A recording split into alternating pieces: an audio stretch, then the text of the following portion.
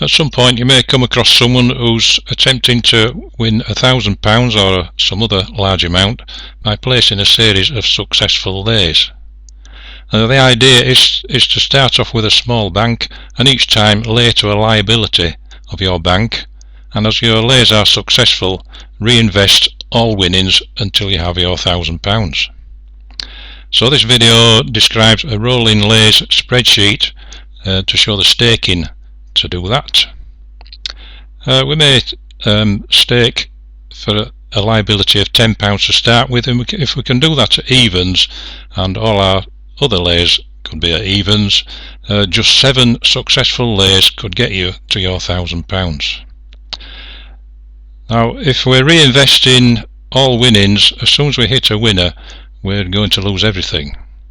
So we can look at this spreadsheet and we can adjust the banking so that we can extract some profit along the way.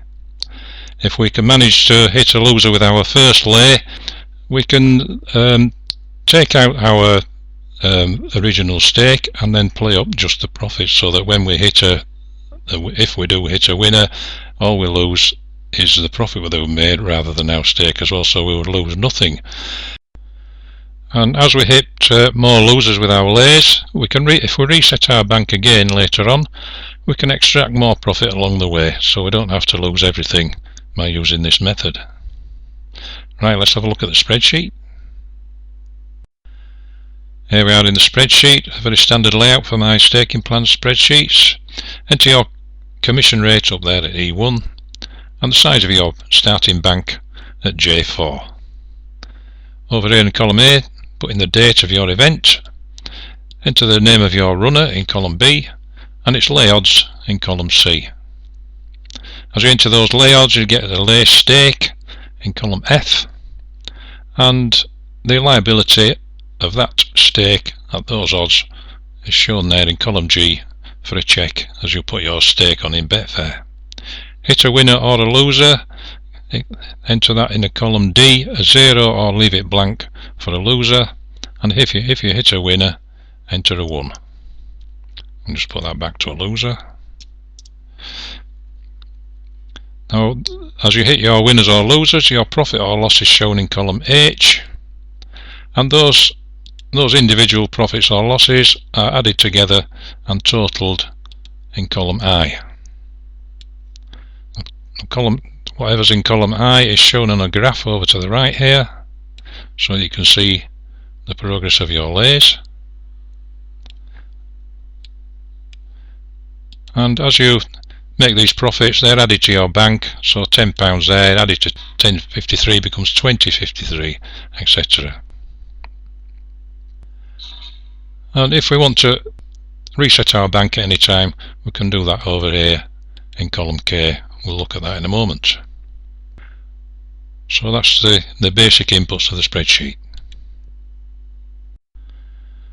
Now you can see this first example that I've put odds of evens in for 7 horses, and starting with a bank of £10.53, that first loser there shows us a profit of £10 after commission.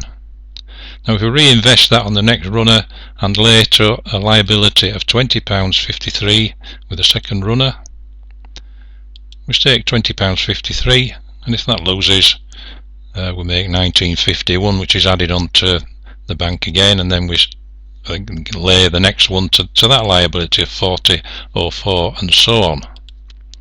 And eventually you can see after just 7 runners at even money, if we can manage to find those successful lays, we get to a profit of £1,118.41 after commission. Now if we hit a winner at any point, if we say we hit a winner with the second one, put a 1 in there, you see we lose everything that we got to that point, and we lose our £10.53 that we started with.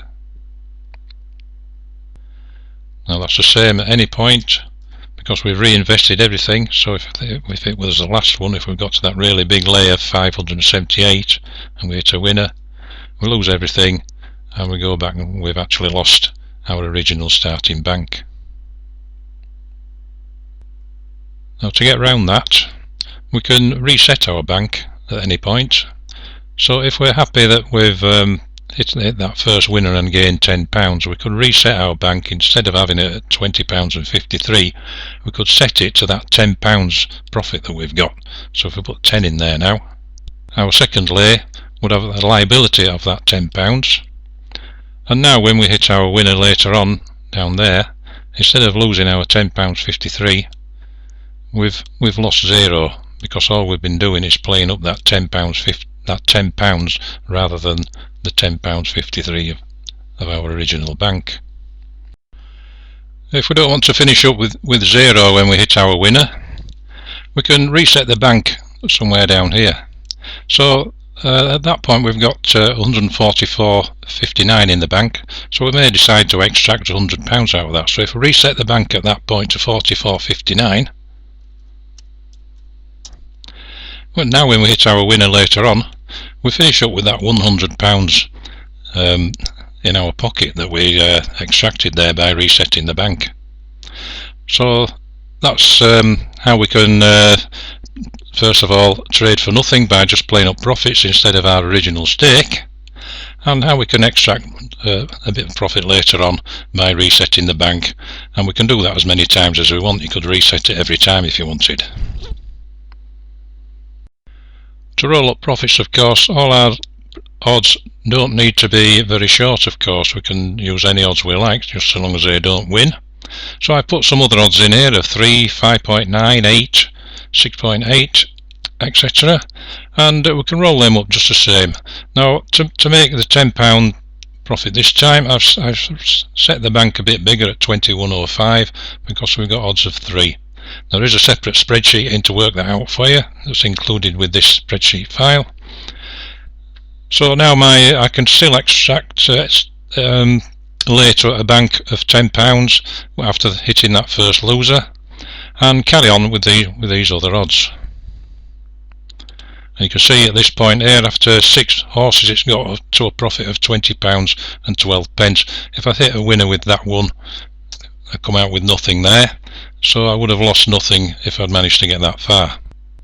Now these are genuine odds that I laid, and using another staking method I might have, and that one was a winner there, which would have wiped everything out.